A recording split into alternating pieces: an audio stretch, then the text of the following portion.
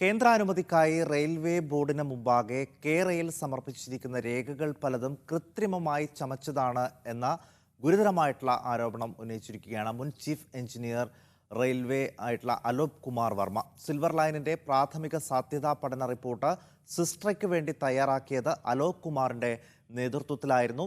കെ-റെയിൽ സാധ്യതാ പഠന റിപ്പോർട്ടിനായി കല്ലിടേണ്ടെന്നും അലോക് വർമ്മ പറഞ്ഞു. ബഫർ സോണിൽ നിർമ്മാണ പ്രവർത്തനം ഉൾപ്പെടെ നിശ്ചലം ആകും എന്നതിനാൽ ഭൂവുടമകൾക്ക് നഷ്ടപരിഹാരം നൽകണം. DPRനൊപ്പം പ്രാഥമികമായി ചെയ്യേണ്ട കാര്യങ്ങൾ പോലും ചെയ്തില്ല. ഈ DPRുമായി മുന്നോട്ട് പോകുന്നത് അഴിമതിക്ക് വഴിവെക്കുമെന്നും അലോക് വർമ്മ മീഡിയ വണ്ണിനോട് പറഞ്ഞു. The feasibility report on the basis of which they got the in principle approval and the DPR, these are frauds. They are fraudulent documents and they are worthy of rejection. Okay, if you carry on with this, then it is going to become a big scam. But they did not carry out any ground survey. They prepared the alignment using Google Earth. They did not carry out traffic survey. So this is a total fraud. Why should anybody prepare a DPR like this, without ground surveys, arbitrarily reducing cost, increasing ridership, not following the rules? So anything dishonest done like this is a fraud. Big pillars that they are putting, they are basically boundary pillars. So that is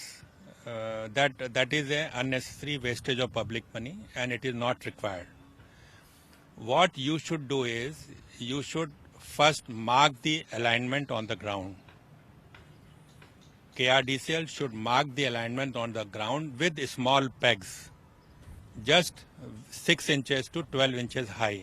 They can put pipes in the ground at every 50 meter, 100 meter, that this is the alignment. Okay. Then they should give the alignment plans to the people. So people will know that an embankment is coming in front of my house, okay, or a viaduct is coming, or a tunnel is going to be built under my house, or a trench is going to be dug, something like 10 meter or 20 meter deep trench is going to be cut for carrying the track. So unless you mark the alignment on the ground by pegging and you provide them with the alignment plans, how are you going to get reaction from the people, Because you have to take reaction of the people, not only those people whose land you will be acquiring, partly or fully, but also of the people who will be living in the proximity of the railway line. And there are many other problems also. Your cost estimate is very low. Your ridership estimate is very high. So this is a fabricated document. But as far as the social impact study is concerned, you have not done ground surveys. So what is the point of having this social impact study? So they should go back, take first of all, because DPR is railway board has to take a decision whether they reject the DPR or they tell them to revise the DPR. In my view, the DPR has to be rejected. For doing social impact study, you need a proper DPR. Which should have all ground studies. They do not have a proper DPR. So there is no point in doing social impact study.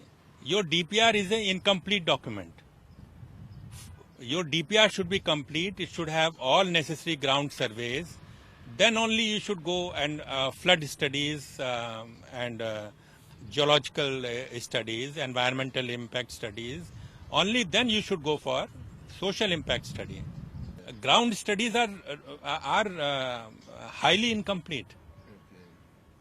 You can say they have done only 10% work. 90% work is remaining. They have not done 90% of the ground studies. Now we know, now DPR I have seen, DPR is in public domain. They have not done geological survey. They have not done hydrological survey. They have done only partly geotechnical survey. Now we know their geotechnical survey shows that 91% of the ground is very weak for making embankments, for making cut and cover, tunnels and all these things. When your ground is going to be very weak, you have to convince the people that you will be able to make that line in that narrow width of land that you are taking, just 20 meter for embankment, 25 meter of cuttings. You see, if ground is very weak, then your embankment will have to be wider. Your cuttings will also have to be wider. So you are going to require more land. How are you going to convince people that I can make embankments and cuttings in just this 20 meter or 25 meter of land? So this social impact study is premature. In fact, even the DPR is a document which is not worthy of any consideration because it is not, you have not done necessary ground surveys.